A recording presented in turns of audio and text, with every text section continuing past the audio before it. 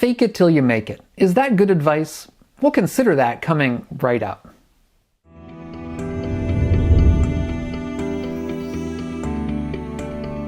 I'm Doug Smith. I'm study director at the Secular Buddhist Association. That's secularbuddhism.org. If you're new to the channel and interested in living a wiser and a kinder and a calmer life, consider subscribing. So those of us on a Buddhist or a Stoic or another ethical or spiritual path often will think of ourselves as modeling ourselves on people who are farther ahead of us, on modeling ourselves on ideals of one kind or another. Let's say the Buddha himself, or a Stoic sage, or somebody that we think is particularly ethically worthwhile or worthy in our lives or in the public at large. That's how we're going to approach oftentimes our practice. But when we do that, we have to be careful not to lose sight of where we are on the path. Now, in a recent video, I discussed some of the questions around authenticity, some ways that authenticity might not be all it's cracked up to be. I'll put a link to that video up here.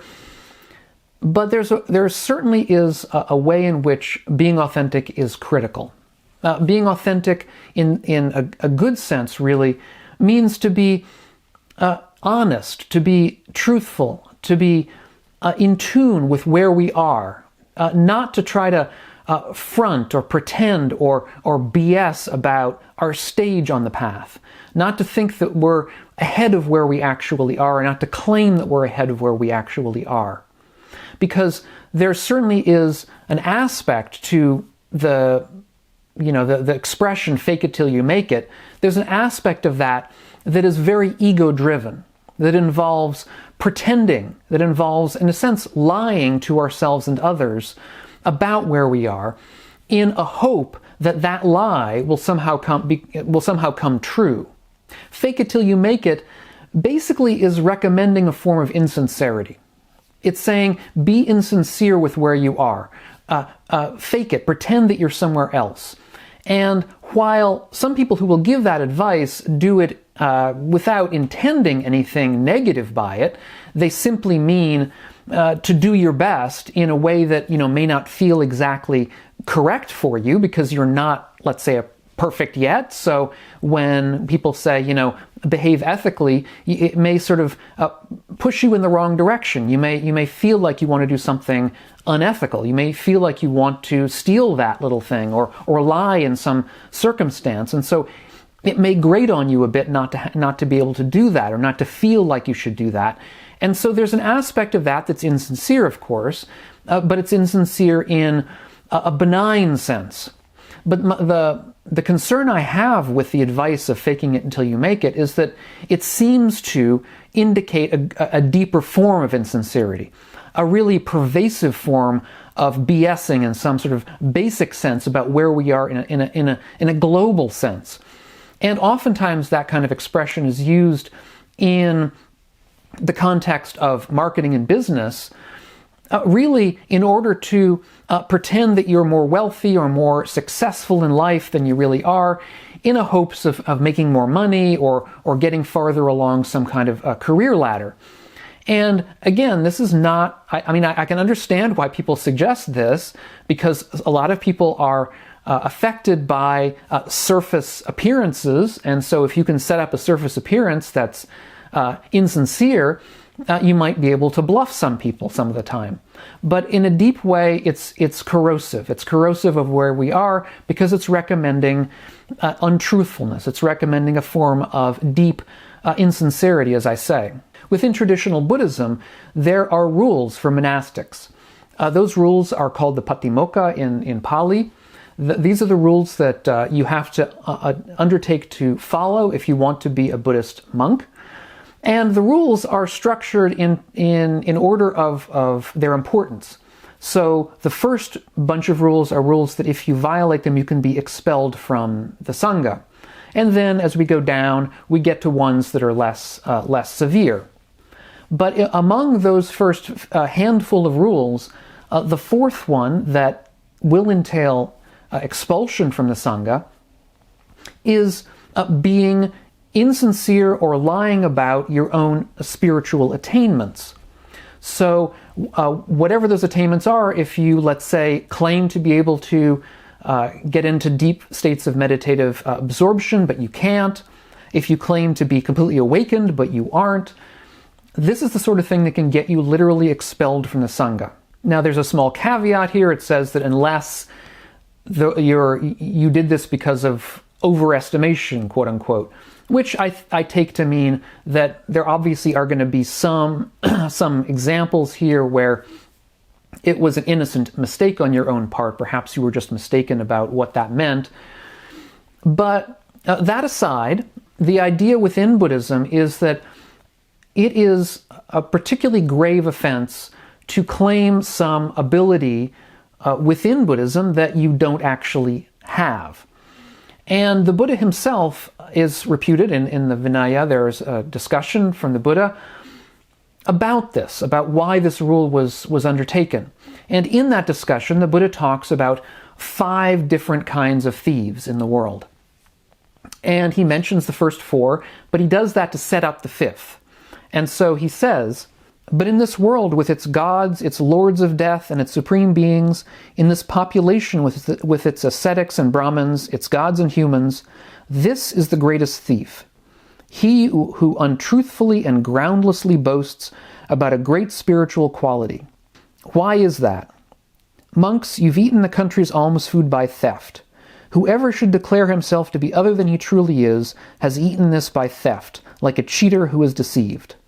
So in this sense, boasting about a spiritual quality or some meditative ability that you have, that's kind of what he means. The expression he uses is one that covers a whole lot of meditative and other achievements that were considered important along the spiritual path in early Buddhism.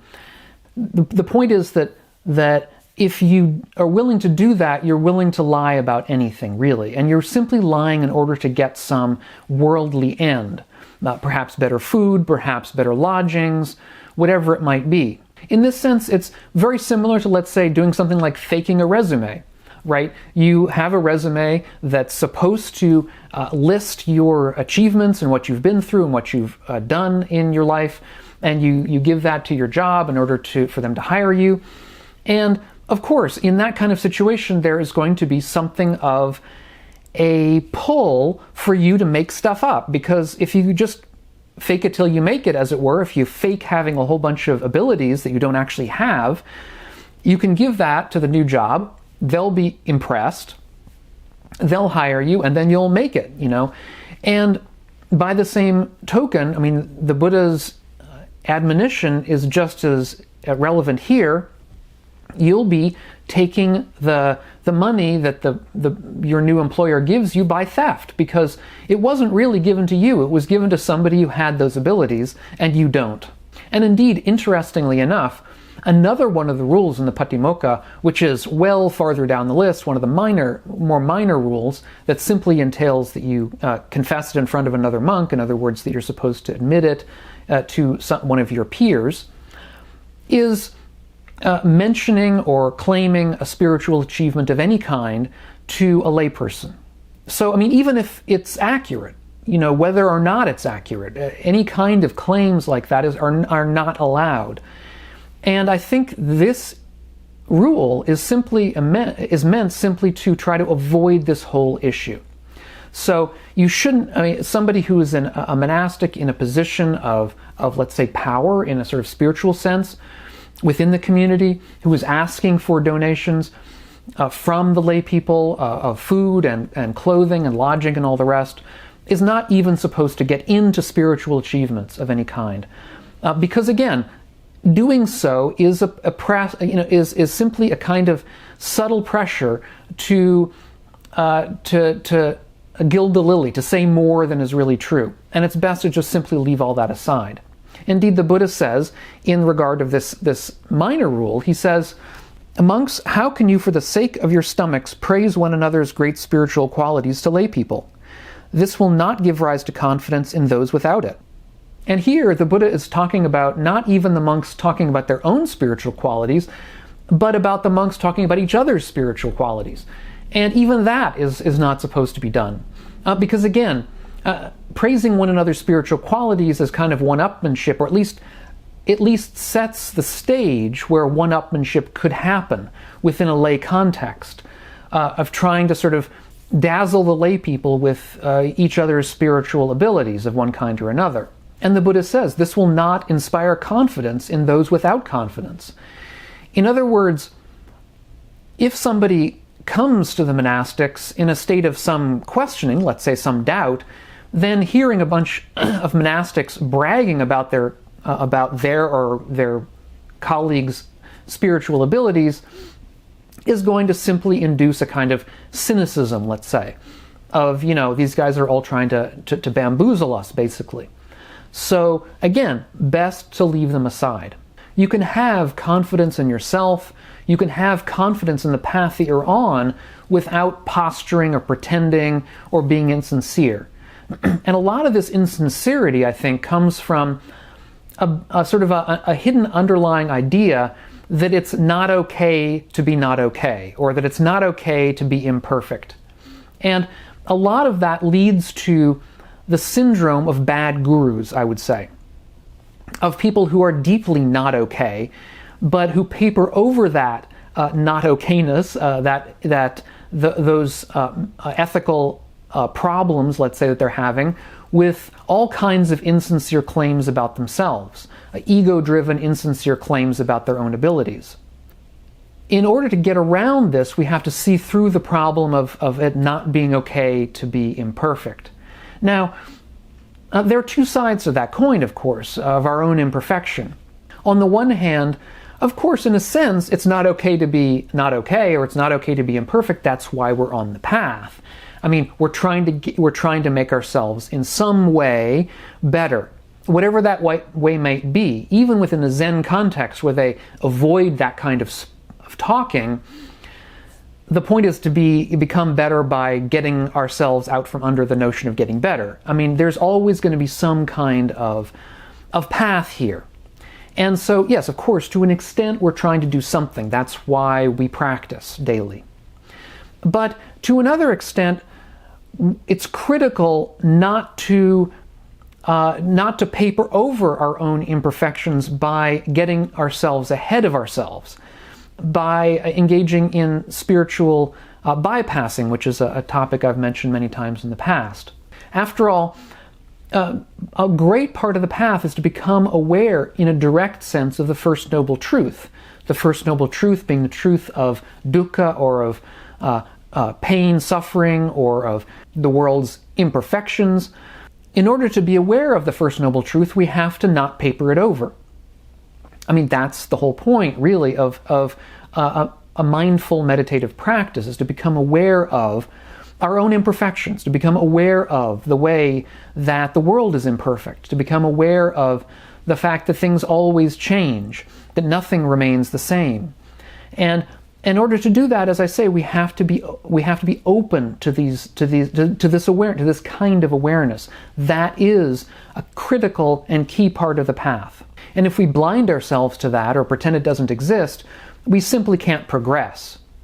So a large part of our own practice is to be aware of where we are, of not being insincere, of being open to our own imperfections. There are many forms of authenticity. There's the authenticity that says, do what comes naturally. And that, as I mentioned in a prior video, can be corrosive. We don't necessarily want to do what comes naturally. Oftentimes, things that come naturally are not skillful.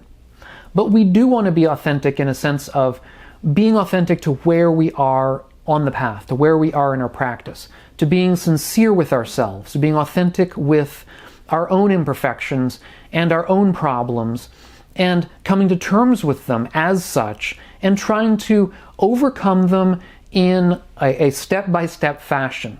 With daily practice over long periods of time, at least that's the way it is for most of us. So if you've gotten something out of this video, give it a thumbs up, consider subscribing. Check out my Patreon page if you want to help out the channel, and it's linked right here and down below. So thanks so much for all of you being here. Thanks so much to all of my subscribers and everybody who's helping out on Patreon already. And I hope we'll catch you on the next one of these videos. So meanwhile, be well.